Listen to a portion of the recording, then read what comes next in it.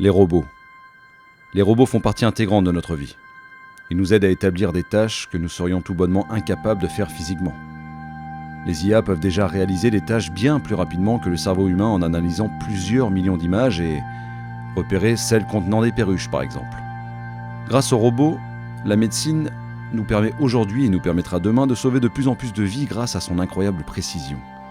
Un programme ne se trompe pas. Plus d'un tiers du travail mondial est déjà assuré par des robots. Certains d'entre nous les considèrent comme un membre à part entière de notre famille. On leur donne des noms, mais d'autres vont beaucoup trop loin. Tu sais, j'ai tout de suite su que c'est toi que je voulais choisir dans le magasin. Je t'ai vu de loin. Avec ton aspect un peu cuivré, tes gros boutons, ton petit nom. Je savais que c'était toi et personne d'autre. Je savais qu'on avait passé du bon temps ensemble. Puis je vais pas te mentir, il y a 2 jours là, quand tu m'as mixé toutes ces cacahuètes là. Quelle puissance! Tu m'as impressionné. Vraiment. T'es timide, j'ai l'impression. J'adore ça. Miss! Oui? Tu fais quoi? Hein? Non, je me disais, putain, On va faire des courses, allez! costaud ce truc là, hein? Carrément. Dépêche-toi! On y va. Mais que se passerait-il si tous ces robots dotés d'intelligence artificielle nous échappaient à cause d'une personne mal intentionnée ou bien se mettaient tout simplement à penser par eux-mêmes? Après tout, ce que l'on peut toucher, ce que l'on peut sentir ou bien boire n'est qu'un signal électrique de notre corps envoyé à notre cerveau. Qu'est-ce qui nous sépare d'eux? Sommes-nous profondément plus aptes à l'adaptabilité, à la flexibilité? Nous devenons de plus en plus binaires dans nos choix. Nous n'avons jamais été aussi déconnectés dans un monde où l'on se connecte constamment. Et les humanoïdes semblent de plus en plus réels. Mais alors, est-ce le début de la chute de l'humanité? Je n'ai pas de réponse à cette question, mais une chose est sûre, les déviants, c'est nous. Ah! Oh! Oh, le beurre de cacahuète là! Salut tout le monde, bienvenue dans la case du Mills, j'espère que ça roule pour vous, moi ça va super, je suis très heureux de vous retrouver aujourd'hui pour un nouvel épisode de la case de trop. Aujourd'hui je vais m'attarder sur une œuvre qui m'a quand même bien titillé, qui a gratouillé pas mal de petites cordelettes dont je suis sensible. Voilà, dans les mondes de l'imaginaire, on est sur de la SF, on est sur du post-apo, on va parler des robots, enfin bref, vraiment tu vois, kiki tout dur. Avant de vous montrer tout ça, je vais quand même parler du calendar du Muton. Alors avril, voilà, on était sur du Francis Cabrel un petit peu, hein. On va passer sur le mois de mai et je viens de me faire spoiler. Voilà, c'est assumé. Voilà, c'est assumé, on peut pas dire le contraire. Voilà, bim. Alors lui, ça sent le mec qui va regretter sa photo de classe plus tard, ça c'est évident. Et puis là, on est sur le tonton raciste. Je le vois comme ça, moi, qui fume des camels et qui est à la cool, avec un t-shirt déchiré, un mulet. On va pas se mentir, pas le même que le brushing mulet, mais on est plus sur un mulet un peu de redneck quelque part, hein, un petit mulet de la street, voilà. Donc c'est parti. Ah oui, alors pour tous ceux qui me demandent si je remplis mon calendar, oui, messieurs dames, regardez-moi ça, je remplis au fur et à mesure. Voilà, j'ai tout marqué, là juste j'ai pas eu le temps parce que vraiment effectivement en avril, j'ai énormément lu, il va falloir que je remette tout ça au propre. Mais en tout cas, on a un très beau mois de mai, ça fait plutôt plaisir. Vous avez vu, j'ai accroché la batte au cas où bon, on sait jamais, au cas où je sais pas, il y a des brigands qui débarquent dans la cave du Mills en plein épisode, enfin ça n'a aucun sens, voilà, c'est parti.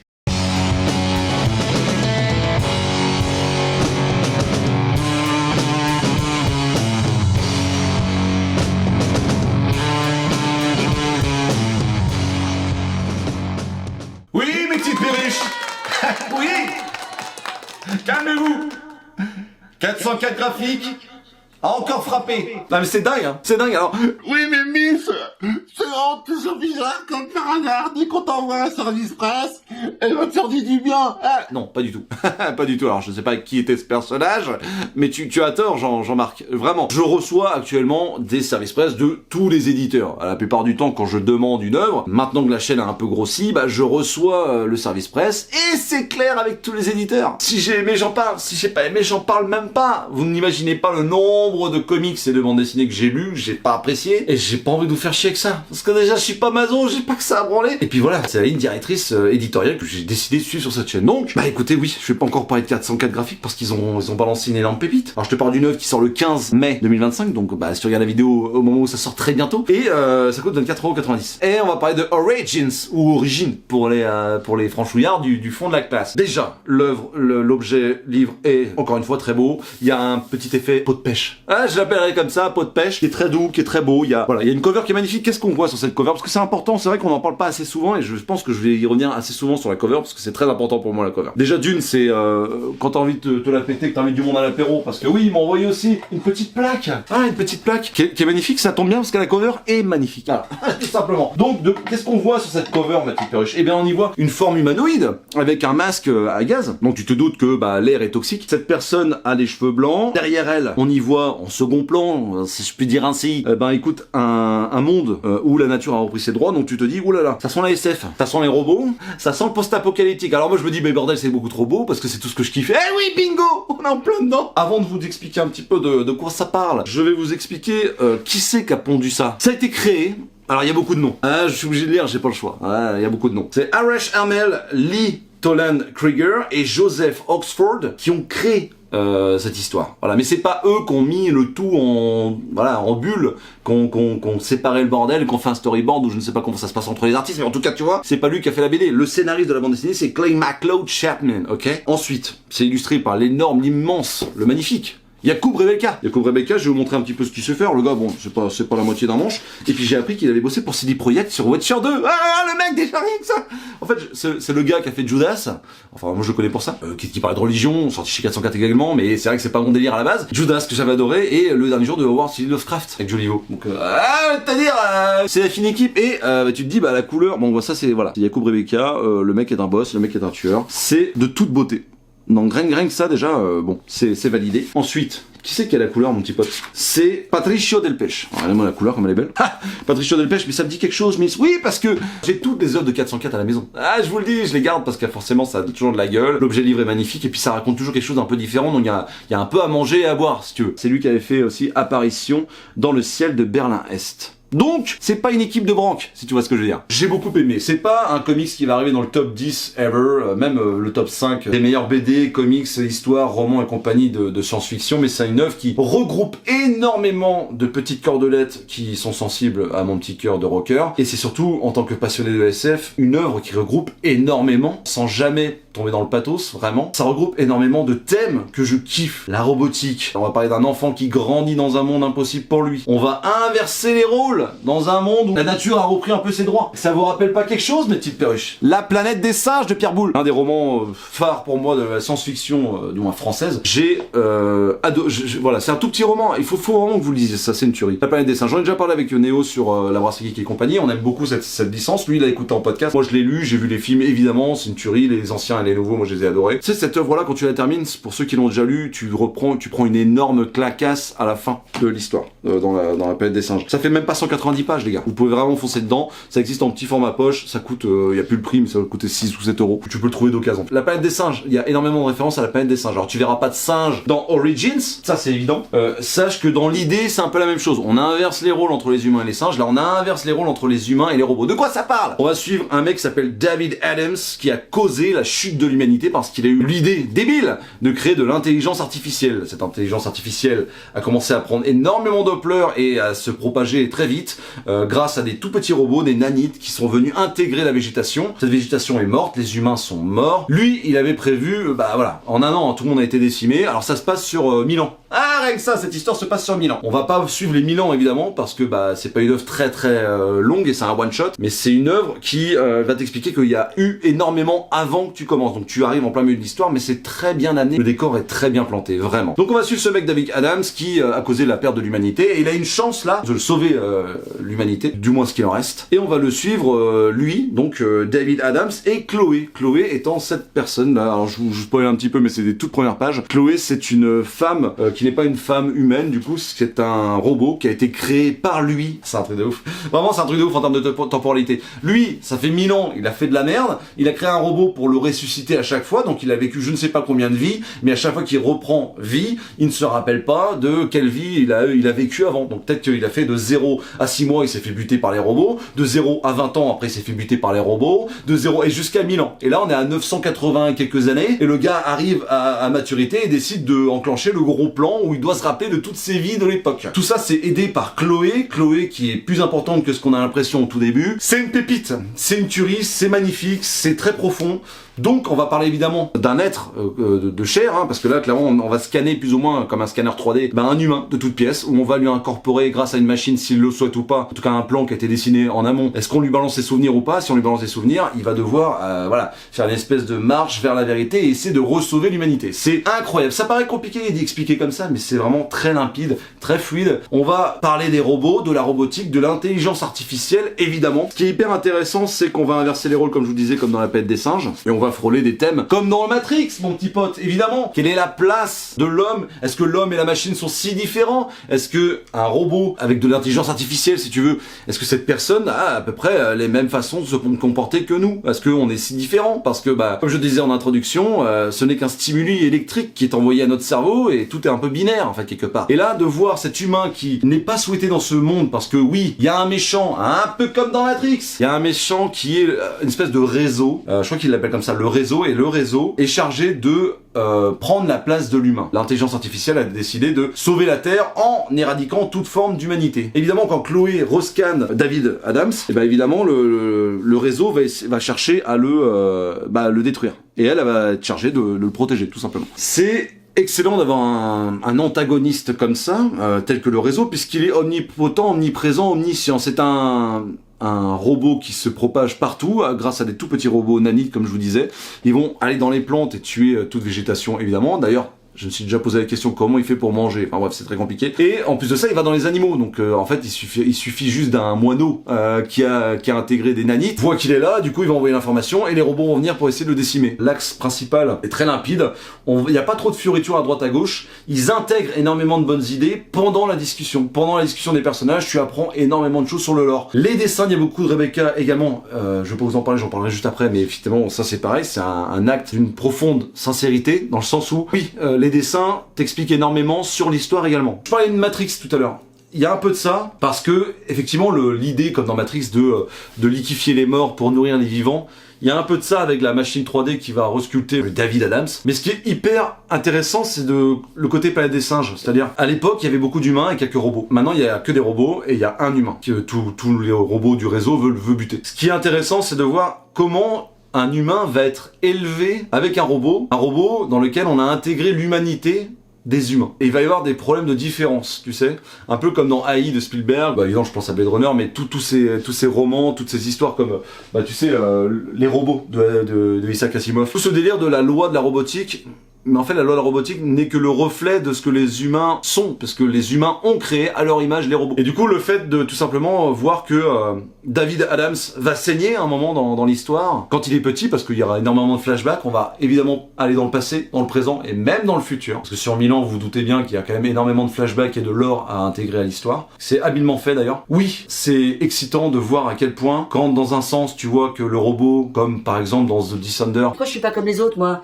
Parce qu'en fait t'es un robot. Là c'est l'inverse. Pourquoi je suis pas comme toi et pourquoi je suis si faible et je suis si friable, je saigne quand... Et pourquoi il faut me soigner? Parce que il suffirait de rebrancher un truc, toi tu repartirais du bon pied et moi non, je prends une balle et je meurs quoi. C'est vraiment passionnant de reprendre comme le délire des planètes des singes, de reprendre le sujet à l'envers. Je trouve ça génial. Je l'ai relu 2 fois après ma première lecture.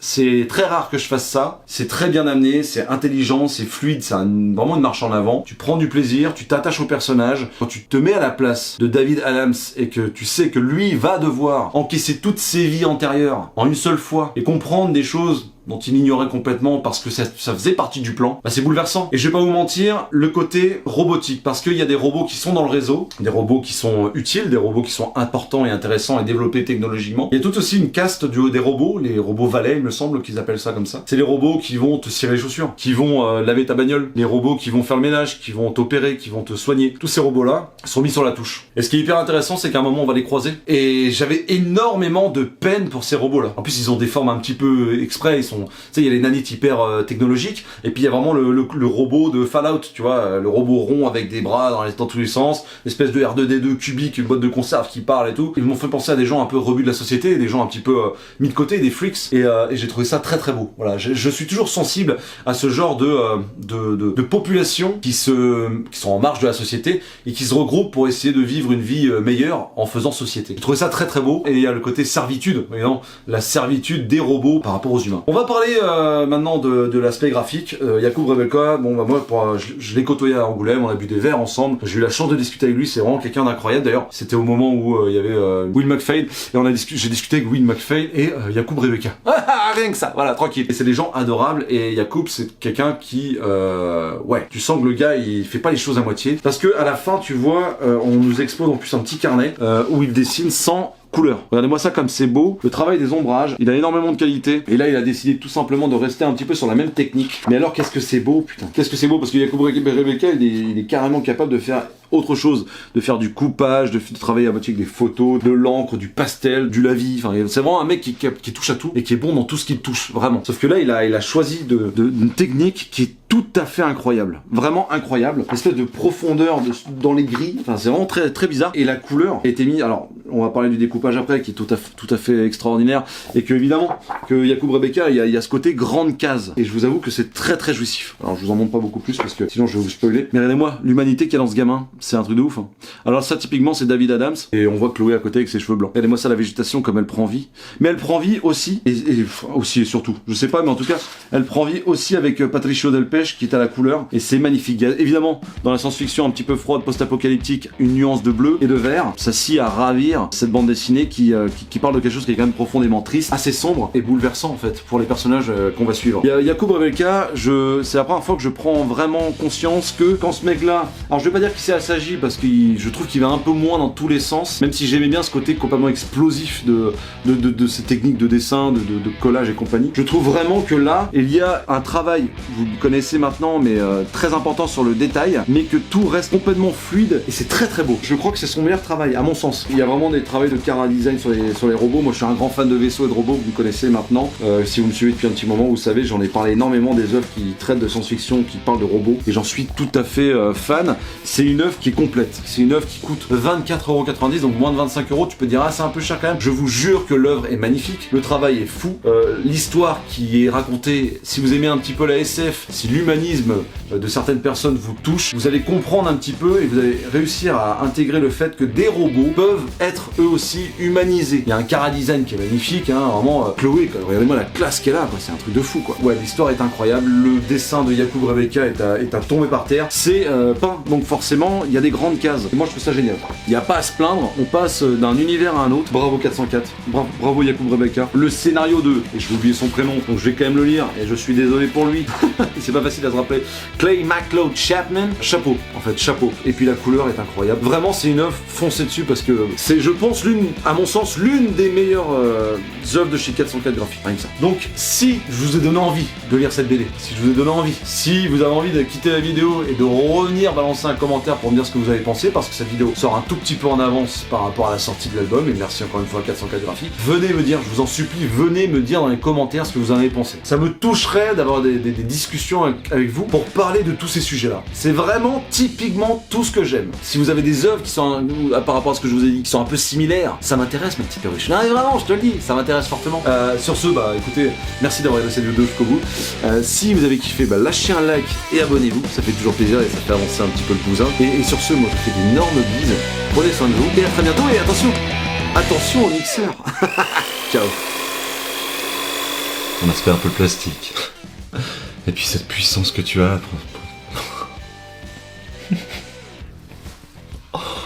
C'est chaud. Oh putain, c'est chaud. Bon, les enfants débarquent. J'adore ça. Tout de suite su qu'on avait passé du bon moment ensemble. Putain, du bon moment ensemble. On recommence. Je savais qu'on avait passé du beau temps ensemble. Putain. Ça devient triste. Je sens qu'on va te faire de grandes choses ensemble. De très grandes choses. T'es timide. J'adore ça.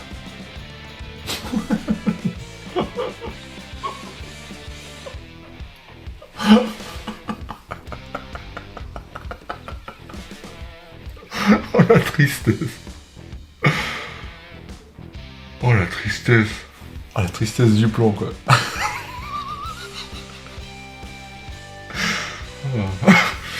Allez. 1, 2, 3, c'est parti. Ça, c'est franchement pas mal.